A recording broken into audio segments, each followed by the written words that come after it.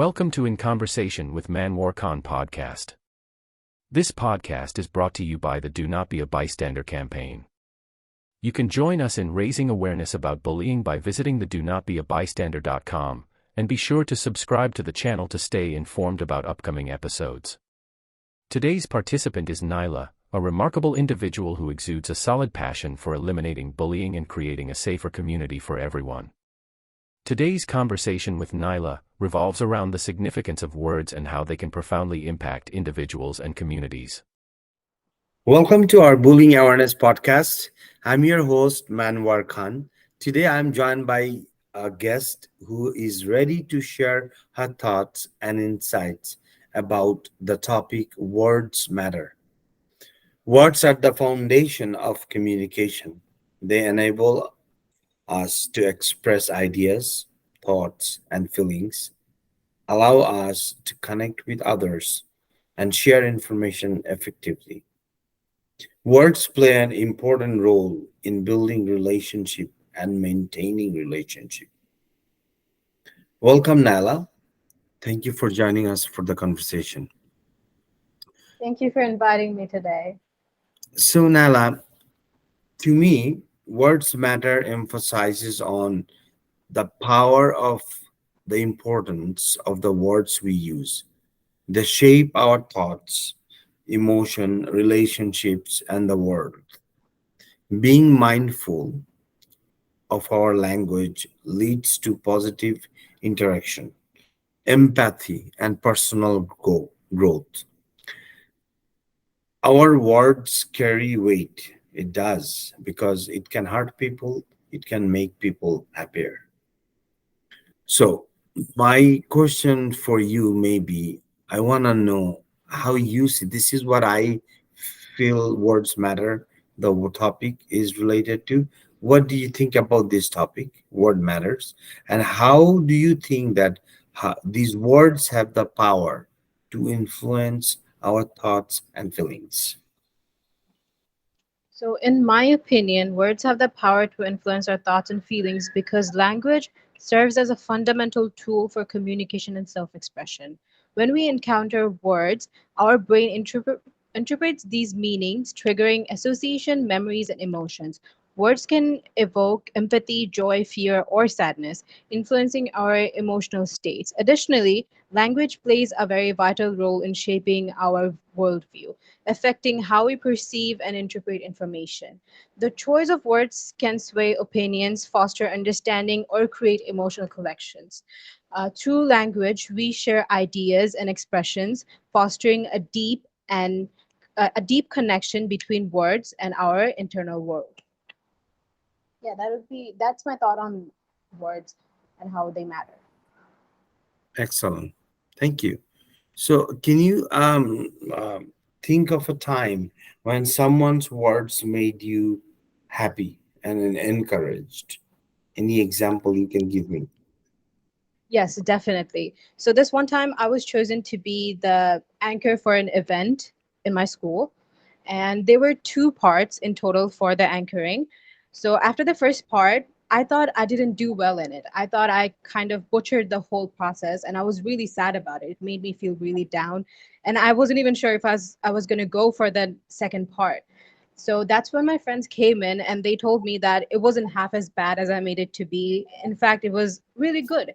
And it was actually worth all the things I did, right? So that's when I felt really encouraged and it really helped me with my self confidence. And that whole things, the thing they said, they only said that it was really good. You did great. It wasn't half as bad.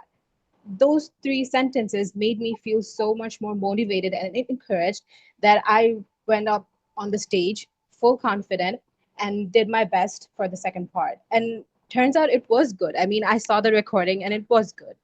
So yeah, that's one experience when words really made me happy. That's a great example. So basically, what we can tell then that these words can make us happy, can empower us, encourage us, and inspire, motivate. So many things, right? So the words can affect. Excellent, great example. My next, I was thinking about asking you. about a situation that someone's words made you feel sad or hurt. But the main focus of my question is, how did it affect you? Okay, so my this example is also going to be about from my school. So this one time, my teacher asked me to do something for her. Right, it was a school class project or whatever, but she asked me to do it, and it was really important for the class. So one of my friends, or one of my peers actually, when they got to know about it, they were like, "You won't be able to do it. You're not capable enough for it." They said many stuffs, right? And after they said it, it really affected my self confidence. And I started feeling that I won't be able to do it and I'm not capable enough for it. While a few seconds before, I thought I was the one best for this job and I could do it the best. But after they said it, for some reason, my confidence just dropped, literally dropped on the ground. And actually, I first time when I did the project, I actually ruined it and it didn't go well. But then my teacher talked me out of it and she said that don't do this, that. And she told me, she encouraged me. And afterwards, I did the project perfectly. But when my friends said it, it really affected the whole thing I was going into, right? It affected me and affected my confidence and even the work I was doing. So, yes, words do matter and they affect you a lot when they're bad and when they're good as well. Right. So that's why it is really important to choose the words, the right words when you say it. Yes. Thank you. So, Nala, my last question for you is um, what are some ways we can use our words to support and encourage friends and families? I personally think using our words to support and encourage our families is essential for forming strong relationships. Simple gestures like expressing gratitudes, complimenting their efforts, and acknowledging their achievements can make a significant difference.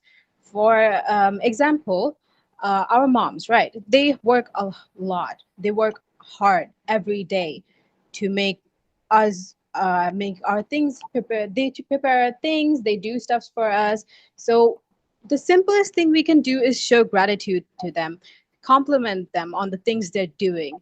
This simple gesture would make them really happy and it would encourage them because they're doing it day after day and nobody's really complimenting them. Nobody's going to tell them that, oh, you did good, you did this perfectly. No, because they're moms. Like, that's how things Yeah. work for some reason. We don't really compliment our moms No, much. So it is really essential that we compliment that. Just once, if you compliment your mom about something, she gets really happy. I notice it about my mom. She gets really happy. She stays happy for the whole day. So yeah, that's how I think that words do actually have an impact and it can help encourage others. excellent. Great. Thank you so much.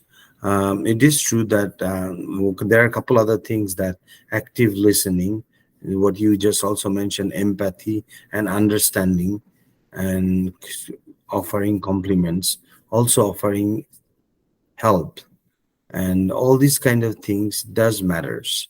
And if you use the right words, right, to express your feelings towards them, to encourage someone.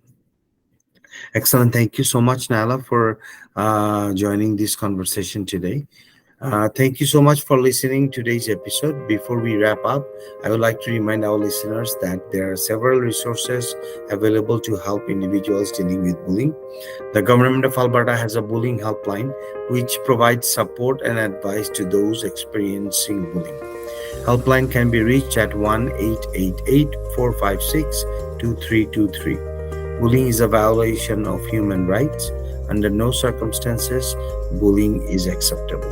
As a community, we have a shared responsibility to take a stand against bullying and refuse to be bystanders. Thank you so much, Naila, for joining in conversation with Manwar Khan. We will see you next week.